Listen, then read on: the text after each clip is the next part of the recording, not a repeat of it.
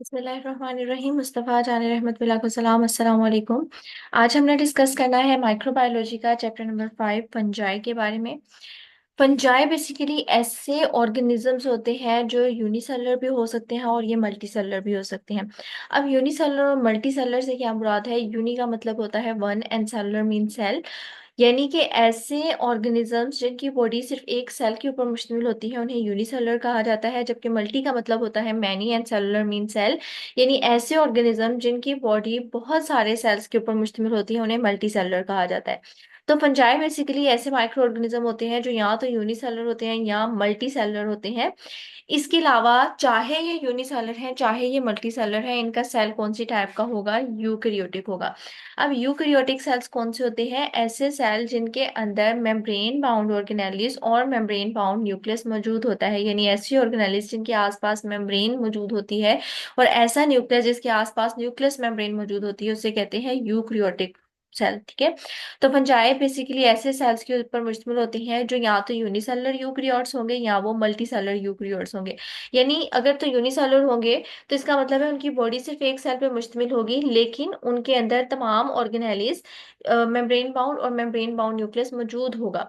जबकि multi cellular से मुराद है कि इनकी बॉडी एक से ज्यादा सेल पे मुश्तमिल होगी और इनका जो सेल होगा उसमें मेम्ब्रेन बाउंड ऑर्गेनेलिस और मेम्ब्रेन बाउंड और न्यूक्लियस मौजूद होगा। ठीक है। अच्छा, फंजाई लव्स जो है अगर हम बात करें तो फंजाई लव्स बेसिकली निकला है लैटिन लव से, लातीनी जुबान से, फंगस से। ठीक है, जिसका मतलब होता है मशरूम। पहले जब हाँ क्लासिफिकेशन की गई एनिमल्स और प्लांट्स की तो स्टार्ट स्टार्ट में फंजाई को प्लांट्स के किंगडम में रखा गया, लेकिन जैसे जैसे फिर स्टडी होती गई तो पता चला कि फंजाई ना तो एनिमल्स होते हैं ना ही प्लांट्स होते हैं, लेकिन इनकी कुछ खसूसियत जो है वो प्लांट जैसी भी होती है और ये एनिमल जैसे भी होते हैं। प्लांट जैसी किस खसूसियत की वजह से होते हैं कि फंजाई की जो सेल होता है उसके आसपास, सेल मेम्ब्रेन के आसपास सेल वॉल भी मौजूद होती है। और सेल में वॉल किस में मौजूद होती है? सेल वॉल प्लांट्स में पाई जाती है। तो फंजाई के सेल में सेल वॉल के पाए जाने की वजह से फंजाई प्लांट की तरह के भी होते हैं। लेकिन अगर हम बात करें कि फंजाई एनिमल्स की तरह के कैसे होते हैं, तो फंजाई की जो बॉडी है ये क्लोरोफिल नहीं बना सकती। अब क्लोरोफिल का काम क्या होता है? प्लांट्स के अंदर क्लोरोफिल पाया जाता है। वो क्लोरोफिल क्या करता है? सनलाइट को एब्जॉर्ब करके और खुराक बनाता है, फूड की प्रिपरेशन करता है। लेकिन फंजाई की बॉडी के अंदर चूंकि क्लोरोफिल नहीं पाया जाता तो इसका मतलब है कि फंजाई अपनी खुराक खुद तैयार नहीं करते, बल्कि ये अपनी खुराक के लिए दूसरों के ऊपर इन्हसार करते हैं। तो फंजाई की बॉडी में सेल वॉल होने की वजह से ये प्लांट की तरह बिहेव करते हैं और क्लोरोफिल ना होने की वजह से ये अपनी खुराक खुद तैयार नहीं कर सकते, हेट्रोट्रोफ होते हैं, जिसकी वजह से अपनी खुराक के लिए किसी और पे इन्हसार करते हैं, इसलिए ये प्लांट एनिमल्स की तरह के होते हैं। तो जब स्टडी हुई तो फिर साइंटिफिक को ये मुश्किल पेश आई कि अब हम इनको प्लांट किंगडम में रखें या हम एनिमल किंगडम में रखें। तो फिर क्या किया गया कि फंजाई का एक अलग ही किंगडम बना दिया गया और फंजाई को प्लांट और एनिमल दोनों से अलग कर दिया गया। ठीक है। अब फंजाई की एग्जांपल में क्या क्या आ जाता है? इसमें यीस्ट आ जाते हैं, मोल्ड्स आ जाते हैं और कुछ मशरूम आ जाते हैं। कुछ फंजाई जो होती हैं वो हमारे लिए फायदेमंद होती हैं, कुछ जो होती हैं हमारे लिए नुकसानदेह होती हैं। अच्छा, अगर फंजाई की स्टडी की बात की जाए तो ऐसी साइंस की ब्रांच जिसमें हम फंजाई की स्टडी करते हैं उसे कहा जाता है माइकोलॉजी। हैबिटेट की बात करें कि कहाँ कहाँ पे फंजाई पाए जाते हैं, तो ज्यादातर जो फंजाई होते हैं वो टेरेस्ट्रियल ऑर्गेनिज्म होते हैं, यानी नमी वाले इलाकों में पाए जाते हैं। कुछ जो होते हैं वो फ्रेश वाटर में, मेराइन में पाए जाते हैं। लेकिन ज्यादातर जो होते हैं वो मॉइस्ट डैम्प प्लेसेस, यानी जहाँ पे नमी पाई जाती है वहां पे होते हैं। इसके अलावा डिकम्पोजिंग ऑर्गेनिक मैटर्स में, यानी ऑर्गेनिक मैटर्स जो होते हैं, ऑर्गेनिक सब्सटेंसेस जो होते हैं उनकी डिकम्पोजिशन करते हैं, इसलिए ये ऑर्गेनिक मैटर को डिकम्पोज करने के लिए भी वहां पे पाए जाते हैं। वैसे तो फंजाई की बहुत सी तादाद है, हजारों की तादाद में फंजाई पाए जाते हैं, लेकिन उन हजारों में से जो तकरीबन 200 के करीब फंजाई होते हैं वो ह्यूमन पैथोजेंस होते हैं, यानी इंसानों में बीमारियां फैलाते हैं। और इंसानी जिस्म में तकरीबन 90% जो इन्फेक्शन की वजह होते हैं वो भी फंजाई होते हैं। लेकिन कुछ फंजाई ऐसे भी होते हैं जो नॉन पैथोजेनिक होते हैं। नॉन पैथोजेनिक मीन वो बीमारियां नहीं कोज करते, तो ऐसे फंजाई क्या होते हैं हमारे ह्यूमन बींग्स के लिए फायदेमंद होते हैं। अच्छा, फंजाई की डिवीजन की बात करें तो चार टाइप की डिवीजन होती है। सबसे पहले आती है जाइगोमाइसीट्स। जाइगोमाइसीट्स को ब्रेड मोल्ड भी कहते हैं। ब्रेड मोल्ड, इसकी एग्जांपल राइजोपस स्योलिनिफी है। अच्छा, जो ब्रेड मोल्ड है इसका कॉमन नेम है जाइगोमाइसीट्स का। जैसे फॉर एग्जांपल अगर ब्रेड घर में पड़ी हो या रोटी वगैरह पड़ी हो तो उसके ऊपर भी वो फंगस सी लग जाती है, तो वो बेसिकली क्या होती है, जाइगोमाइसीट्स होती है। दूसरी फंजाई की डिवीजन है वो एस्कोमाइसीट्स है, इसको सैक फंजाई भी कहते हैं। अच्छा, ये जो डिवीजन है इसमें से आपने सिर्फ इसके नाम और इनके कॉमन नेम्स याद करने हैं। और तीसरी जो टाइप है बेसिडियोमाइसीट्स, इसको क्लब फंजाई भी कहते हैं। इनके ऊपर वो ऊपर छतरी लाइक जो स्ट्रक्चर होता है और नीचे डंडी सी होती है, वो होती है, क्लब फंजाई में आती है। इसके अलावा काइट्रिडियोमाइसीट्स, इसको ट्रू फंजाई भी कहा जाता है। तो ये चार डिवीजन है, इसके बस नाम याद कर लें। अच्छा, नेक्स्ट हमारे पास फंजाई की टाइप आती है। फंजाई की एग्जांपल अगर हम बात करें तो यीस्ट आ जाता है। हमने स्टार्ट में बात की थी कि फंजाई यूनिसेलुलर भी हो सकती है और मल्टी सेलुलर भी हो सकती है। अच्छा, अब वो चाहे यूनिसेलुलर हो चाहे वो मल्टी सेलुलर हो, लेकिन सेल कौन सा होगा, यूकेरियोटिक होगा। तो यीस्ट बेसिकली क्या होती है, यूनिसेलुलर यूकेरियोटिक होती है। यानी ऐसे फंजाई जो सिर्फ एक सेल के ऊपर मुश्तमिल होती है लेकिन उसमें तमाम ऑर्गेनेलिस मौजूद होती हैं, उसे कहते हैं यूनिसेलुलर। अब बेसिकली ये यूनिसेलुलर है तो इसका मतलब है इसमें न्यूक्लियस भी क्या मौजूद होगा, एक सिंगल न्यूक्लियस मौजूद होगा। इसके अलावा इस यीस्ट के अंदर कोई फ्लैचुला मौजूद नहीं होता। फ्लैचुला का काम क्या होता है, मूवमेंट में हेल्प करना, लोकोमोशन में एक जगह से दूसरी जगह मूव करवाने में हेल्प करना। लेकिन चूंकि यीस्ट के अंदर कोई फ्लैचुला मौजूद नहीं होता, इसके अलावा इसका जो साइज होता है वो बैक्टीरिया की निस्बत बड़ा होता है। अच्छा, जो वायरस होते हैं वो साइज में सबसे छोटे होते हैं, फिर बैक्टीरिया वायरस से बड़े होते हैं, और जो फंजाई होती हैं ये बैक्टीरिया से भी लार्जर होती है। साइंटिफिक नेम यीस्ट की अगर बात करें तो सैक्रोमाइसी सेरेविसी होता है। इसकी शेप या तो स्फेरिकल होती है, स्फेरिकल मीन जो अंडे की तरह की शेप होती है इसकी। साइज इसका डिपेंड करता है कि यीस्ट की कौन सी स्पीशी है। 3 से 4 माइक्रोमीटर भी इनका डायमीटर हो सकता है, और बाज़ औक़ात कुछ यीस्ट का जो सेल का साइज होता है वो 40 माइक्रोमीटर तक भी पहुंच जाता है। यीस्ट की दो टाइप्स होती हैं, एक होती है एक्टिवेटेड यीस्ट और एक होती है डीएक्टिवेटेड यीस्ट। अच्छा, एक्टिवेटेड यीस्ट, एक्टिवेट ठीक है, लव से निकला। एक्टिवेटेड यीस्ट ऐसी यीस्ट होती है जो लाइव होती है, जिंदा होती है, लिविंग होती है। ये बेसिकली एक्टिवेटेड यीस्ट का लफ्ज जहां पे भी आए ना, एक्टिवेटेड यीस्ट इस्तेमाल कहाँ कहाँ पे होती है, बेकिंग में। हम कोई चीज बेक, ब्रेड की या कुकीज वगैरह, यानी बेकिंग में जो यीस्ट इस्तेमाल हो रही है वो कौन सी यीस्ट होगी, एक्टिवेटेड, क्योंकि ये क्या होती है, लिविंग होती है।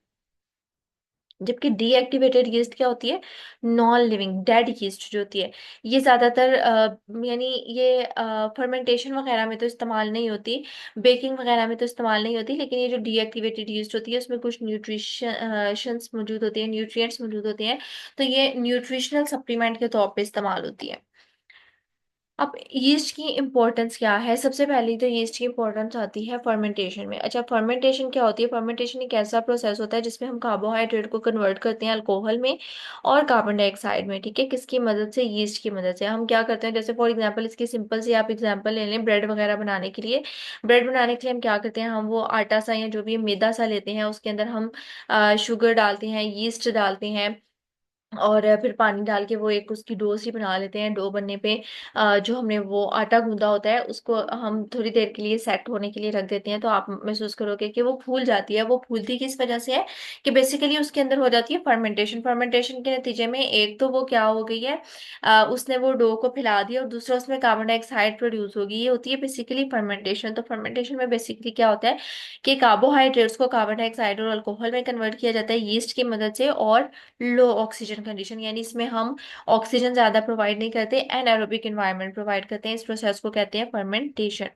अब एथेनॉल जो है ये फर्मेंटेशन के प्रोसेस के जरिए से बनाई जाती है। इसके अलावा मुख्तलिफ किस्म की जो बेवरेजेस होती है, वाइन हो गई, बियर हो गई, डिस्टिल्ड स्पिरिट हो गई, इनको भी बनाने के लिए हम क्या इस्तेमाल करते हैं, यीस्ट का इस्तेमाल करते हैं। कुछ यीस्ट जो होती हैं वो न्यूट्रिशनल सप्लीमेंट्स के तौर पे इस्तेमाल होती हैं। जैसे हमने टाइप्स में पढ़ा था कि दो तरह की यूज होती है, एक्टिवेटेड और deactivated. Deactivated yeast basically baking में यूज नहीं होती, फर्मेंटेशन में यूज नहीं होती, लेकिन ये न्यूट्रिशन के तौर पे इस्तेमाल होती है, तो इसे हम न्यूट्रिशनल यीस्ट भी कहते हैं, डीएक्टिवेटेड यीस्ट भी होते हैं कहते हैं। ये हमें इस यीस्ट के अंदर मुख्तलिफ किस्म की proteins, vitamin, specially vitamin B complex मौजूद होते हैं, और मिनरल्स वगैरह पाए जाते हैं, तो इन्हें हम फूड सप्लीमेंट्स के तौर पे, न्यूट्रिशनल सप्लीमेंट्स के तौर पे भी इस्तेमाल कर सकते हैं। अब एक्टिवेटेड यीस्ट हमने टाइप्स में पढ़ा कि बेकिंग में इस्तेमाल होती है, तो बेकिंग में इसे लेमनिंग एजेंट के तौर पे इस्तेमाल किया जाता है। लेमनिंग एजेंट किसे कहते हैं? ऐसा एजेंट, ऐसे सब्सटेंस जो हमारे जो डो होती है, जो हमने आटा गूंदा होता है, उसको राइस करने के लिए, उसको फैलाने के लिए, उसको पोरस बनाने के लिए इस्तेमाल होते हैं, उस एजेंट को कहते हैं लीवनिंग एजेंट। तो बेसिकली जब हम यीस्ट डालते हैं तो वो उसमें होल से क्रिएट हो जाते हैं हमारे आटे के अंदर, हमारी डो के अंदर। क्यों? क्योंकि वहां से कार्बन डाइऑक्साइड राइज हुई होती है। तो हम बेसिकली क्या करते हैं, हम यीस्ट के आटे के अंदर यीस्ट को डाल के उस आटे को गूंद लेते हैं। ठीक है, जब हम उसमें यीस्ट डाल देते हैं वहीं से ही हमारी फर्मेंटेशन का प्रोसेस स्टार्ट हो जाता है। जब हम अपने उस प्रोडक्ट को बेक करते हैं, बेक करने पे अगर आप सिंपली अपने घरों में ब्रेड देखें तो आपको महसूस होगा कि जो ब्रेड है उसके अंदर छोटे छोटे सुराख मौजूद होते हैं, पोर्स मौजूद होते हैं। अब वो पोर्स किस वजह से मौजूद होते हैं? कि जो हमारे आटे के अंदर जो हमने डो गूंदी थी, उसमें जो हमने यीस्ट डाली थी, उस यीस्ट ने क्या किया, हमारी उस डो के अंदर जो शुगर मौजूद थी उसको कन्वर्ट कर दिया किस में? कार्बन डाइऑक्साइड में। अब कार्बन डाइऑक्साइड बेसिकली एक गैस होती है, तो जब हमारी शुगर कार्बन डाइऑक्साइड में कन्वर्ट होगी तो वो कार्बन डाइऑक्साइड वहां से उड़ गई। गैस थी बेसिकली, तो वहां से उड़ गई। तो जहां जहां से कार्बन डाइऑक्साइड रिलीज होती है वहां वहां पे क्या हो जाते हैं? पोर्स क्रिएट हो जाते हैं, होल्स बन जाते हैं। और बेसिकली हम जब अपनी डो को गूंद के रखते हैं, वो डो जो होती है वो एक्सपेंड भी किस वजह से होती है? क्योंकि वहां पे कार्बन डाइऑक्साइड अकुमुलेट हो जाती है, वो कार्बन डाइऑक्साइड की वजह से जो है एक्सपेंड हो जाती है। नेक्स्ट इंपॉर्टेंस यीस्ट की आती है, यीस्ट एक्सट्रैक्ट। यीस्ट एक्सट्रैक्ट अब किसे कहते हैं? कि जो हम यीस्ट से अपने मुख्तलिफ न्यूट्रिशन को एक्सट्रैक्ट करते हैं, या कह लें कि यीस्ट के कंटेंट्स को एक्सट्रैक्ट करना, उसकी सेल वॉल को अलग करके उसके जो सेल कंटेंट है उसको निकालना, ये होता है यीस्ट एक्सट्रैक्ट। एक्सट्रैक्ट यानी यीस्ट का जो सेल है, उसकी सेल वॉल के अलावा जो अंदर के सारा सेल का मटेरियल है उसको एक्सट्रैक्ट कर लेना कहलाता है यीस्ट एक्सट्रैक्ट। तो उन्होंने कहा है activated yeast extract basically processed yeast product का एक कॉमन नेम है। प्रोसेस्ड यीस्ट प्रोडक्ट यानी हमने यीस्ट की सेल वॉल हटा के जो उसके बाकी के कंटेंट को एक्सट्रैक्ट किया उसे कहते हैं यीस्ट एक्सट्रैक्ट। ये फूड एडिटिव के तौर पर फ्लेवर्स वगैरह के लिए इस्तेमाल होती है। फिर यीस्ट का इस्तेमाल आता है बायो रेमिडिएशन में। बायो रेमिडिएशन का मतलब होता है कि माइक्रो ऑर्गेनिज्म को इस्तेमाल करते हुए हमारी मुख्तलिफ जो इन्वायरमेंटल पोल्यूशन है, जो एयर पोल्यूशन होगी, वाटर पोल्यूशन होगी, उस पोल्यूशन को ट्रीट करना। तो यीस्ट भी एज अ माइक्रो ऑर्गेनिज्म है। तो यीस्ट भी बायो रेमिडिएशन में इस्तेमाल होती है, क्योंकि ये भी क्या करती है, हमारे इन्वायरमेंट से पोल्यूशन वगैरह को कम करने में इस्तेमाल होती है। एक्वेरियम हॉबी के अंदर भी हम यीस्ट को इस्तेमाल करते हैं। क्यों? क्योंकि वहां पे ये यीस्ट क्या करती है, एक्वेरियम में कार्बन डाइऑक्साइड प्रोड्यूस करती है। फिर वो अच्छा, एक्वेरियम क्या होता है? कह लो कि एक्वेरियम वो बेसिकली जो हमारे शीशे का एक बना होता है, उसके अंदर फिशेस वगैरह, उसमें हमने उन्हें तमाम इन्वायरमेंट प्रोवाइड किया होता है। उसमें कुछ एक्वा प्लांट्स भी लगाए होते हैं। और तो वो एक्वेरियम में बेसिकली जो प्लांट्स होते हैं ना, उन प्लांट्स को नरिश करने के लिए, उन प्लांट्स की ग्रोथ के लिए हम क्या करते हैं, उसमें यीस्ट का इस्तेमाल करते हैं। यीस्ट क्या करती है, वहाँ पे कार्बन डाइऑक्साइड प्रोड्यूस करती है। वो कार्बन डाइऑक्साइड फिर प्लांट्स को क्या करती है, नरिश करती है, उनकी ग्रोथ में हेल्प करती है। यीस्ट का इस्तेमाल साइंस में भी किया जाता है, मुख्तलिफ जेनेटिक्स की और सेल की बायोलॉजी की स्टडी में भी, रिसर्च वगैरह में भी यीस्ट को इस्तेमाल किया जाता है। क्यों? क्योंकि यीस्ट को आइडेंटिफाई करना, इसको स्टडी करना थोड़ा आसान होता है, इसलिए हम रिसर्च में माइक्रो ऑर्गेनिज्म में अगर हम स्टडी करें तो हम बेसिकली यूकेरियोटिक यीस्ट का इस्तेमाल करते हैं। बायोफ्यूल इंडस्ट्री के अंदर भी हम इस यीस्ट का इस्तेमाल करते हैं इलेक्ट्रिसिटी जनरेट करने के लिए भी। कैसे करते हैं हम? माइक्रोबायल फ्यूल सेल के अंदर। अच्छा, माइक्रोबायल फ्यूल सेल क्या होता है? ये बायो इलेक्ट्रोकेमिकल डिवाइसेस होती हैं। कैसी डिवाइसेस होती हैं? जो हमारे माइक्रो ऑर्गेनिज्म को इस्तेमाल करते हुए उनके जो केमिकल, मुख्तलिफ केमिकल्स वगैरह होते हैं, उनको इलेक्ट्रिकल एनर्जी में कन्वर्ट करते हैं। तो यीस्ट को भी हम इस्तेमाल करते हैं माइक्रोबायल फ्यूल सेल में या बायो इलेक्ट्रिकल केमिकल डिवाइसेस में। इन डिवाइसेस के अंदर ये डिवाइसेस हमारे यीस्ट को इलेक्ट्रिसिटी जनरेट करने में इस्तेमाल करती हैं। जो सेकंड टाइप होती है फंजाई की, वो होती है मोल्ड। मोल्ड जो है, यीस्ट हमने पढ़ा यूनिसेलुलर यूकेरियोटिक होती है, लेकिन मोल्ड्स जो होते हैं ये मल्टी सेलुलर यूकेरियोटिक होती हैं। और मोल्ड का अगर स्ट्रक्चर देखा जाए तो ये हाइफी की फॉर्म में इसका स्ट्रक्चर होता है। हाइफी किसे कहते हैं? ब्रांच स्ट्रक्चर होता है। ठीक है, थ्रेड लाइक ब्रांच स्ट्रक्चर, जैसे सामने डायग्राम में दिखाया गया है कि थ्रेड लाइक स्ट्रक्चर है। ठीक है, जिसमें क्या बनी हुई है? ब्रांचेस बनी हुई हैं। अच्छा, ये हाइफी भी दो तरह के होते हैं, एक होते हैं सेप्टेट और एक होते हैं ए सेप्टेट। ए सेप्टेट, सेप्टेट का क्या मतलब होता है? जैसे अगर हम ये डायग्राम से एक हाइफी को लें, तो अगर इसके ऊपर दरमियान में लाइनिंग सी लगी हो, पार्टीशन सी हुई हो, तो उसे कहते हैं हैं सेप्टेट, अगर ना हो बिल्कुल स्ट्रेट हो तो उसे कहते हैं एसेप्टेट। तो मोल्ड का स्ट्रक्चर कैसा होता है? हाइफी पे मुश्तमिल होता है। हाइफी किसे कहते हैं? ब्रांच स्ट्रक्चर को कहते हैं, जो थ्रेड लाइक धागा नुमा होता है। अब मोल्ड्स भी फंजाई की टाइप है, तो ना तो ये प्लांट होते हैं ना ही ये एनिमल होते हैं। इन्हें हमने इसके अलग ही किंगडम में रखा हुआ है जिसे फंजाई कहते हैं। ये घरों के अंदर भी पाए जाते हैं, बाहर भी पाए जाते हैं। अच्छा, बोल्ट क्या कहते हैं? Biodegradation of natural material. Biodegradation से मुराद है कि माइक्रो ऑर्गेनिज्म जो है हमारे ऑर्गेनिक मैटर की तोड़ फोड़ में, उसकी डिग्रेडेशन वगैरह में इस्तेमाल होते हैं। तो मोल्ड भी बायोडिग्रेडेशन करने में इस्तेमाल होते हैं। हाँ, अगर ये कब अनवांटेड होते हैं? जब ये हमारे फूड को खराब करते हैं, हमारी प्रॉपर्टी वगैरह को डैमेज करते हैं। इसके अलावा ये हमारी बायोटेक्नोलॉजी और फूड साइंस में एक अहम किरदार भी अदा करते हैं। इसके यूजेस फूड में इस्तेमाल होते हैं, बेवरेजेस बनाने में, एंटीबायोटिक्स, फार्मास्यूटिकल सब्सटेंसेस और कुछ एंजाइम्स बनाने में हम इसका इस्तेमाल करते हैं।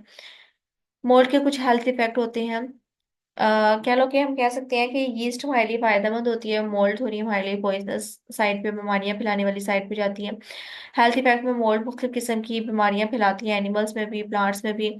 ये मोल्ड क्या करती है? स्पोर्स प्रोड्यूस करती है पानी के अंदर, या जो इंसेक्ट बॉर्न है उनमें जो है स्पोर्स प्रोड्यूस करती है। स्पोर्स क्या होते हैं? रिप्रोडक्टिव सेल्स होते हैं जो सेक्सुअल रिप्रोडक्शन वगैरह करने में इन्वॉल्व होते हैं। तो मोल्ड क्या करती है? स्पोर्स प्रोड्यूस करते हैं। ये स्पोर्स फिर आगे सेक्सुअल रिप्रोडक्शन करते हैं।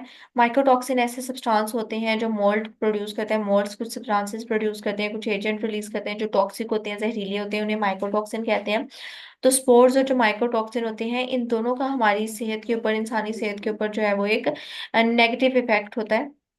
अब मोल्ड की वजह से कौन कौन सी बीमारियां हो सकती है? सबसे पहले एलर्जिक सेंसिटिविटी होती है मोल्ड स्पोर्स की वजह से, कि मोल्ड स्पोर्स अगर कुछ लोग जो होते हैं वो इन स्पोर्ट्स की वजह से एलर्जिक होते हैं। उन्हें हे फेवर हो सकता है। हे फेवर में क्या होता है कि नाक से पानी निकलता है, आंखों से पानी निकलता है, रेडनेस हो जाती है, इचिंग होती है, ठीक है। तो मोल्ड की वजह से एलर्जी हो सकती है। इसके अलावा ये जो पैथोजेनिक मोल्ड है, पैथोजेनिक मीन बीमारियां फैलाने वाली मोल्ड जो है, ये हमारी बॉडी के अंदर ग्रो कर सकती है। इसकी वजह से रेस्पिरेटरी इश्यूज हो सकते हैं, सांस की प्रॉब्लम्स हो सकती है, हमारी स्किन में इरिटेशन हो सकती है, डर्माटाइटिस जिसे कहते हैं, यानी हमारी स्किन के ऊपर इन्फ्लेमेशन हो सकती है।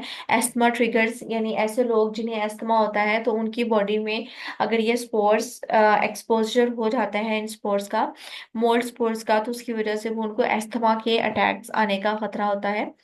अच्छा, अगर मोल्ड जो है हमारी बिल्डिंग और होम या दफ्तरों की दीवारों के ऊपर लग जाती है तो उसकी वजह से हमें हेल्थ प्रॉब्लम्स भी हो सकती है, हमारी दीवारें खराब हो सकती हैं, हमारी प्रॉपर्टी डैमेज हो सकती है।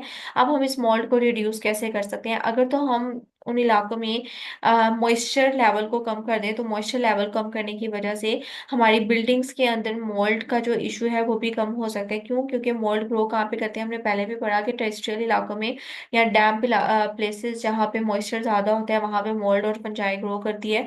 तो अगर हम मॉइस्चर लेवल को कम कर देंगे तो इसका मतलब है कि वहां पे मोल्ड ग्रो नहीं करेगी, क्योंकि मॉइस्चर क्या करता है, नमी क्या करती है, मोल्ड की ग्रोथ को फैसिलिटेट करती है। तो अगर हम मॉइस्चर को कम कर देंगे तो ये क्या कर देगा? मिटिगेट कर देगा मोल्ड के इश्यूज को। मिटिगेट का मतलब है कम कर देगा। तो बिल्डिंग्स वगैरह में, घरों वगैरह में कोशिश करनी चाहिए कि नमी वगैरह को कमी रखा जाए। घर में आपने अक्सर देखा होगा कि जहाँ पे कुछ अर्सा पानी खड़ा रहे तो वहां पे भी वो ग्रीन ग्रीन सी फंजाई सी स्टार्ट हो जाती है बनना। तो बेसिकली वो मोल्ड होती है। तो मोल्ड को रिड्यूस करने के लिए मॉइस्चर लेवल को क्या करना चाहिए? कम करना चाहिए। उम्मीद है आपको आज का लेक्चर समझ में आ गया होगा। अगर आपको कुछ समझ में नहीं आता तो आप कमेंट बॉक्स में पूछ सकती हैं। शुक्रिया, अल्लाह हाफिज।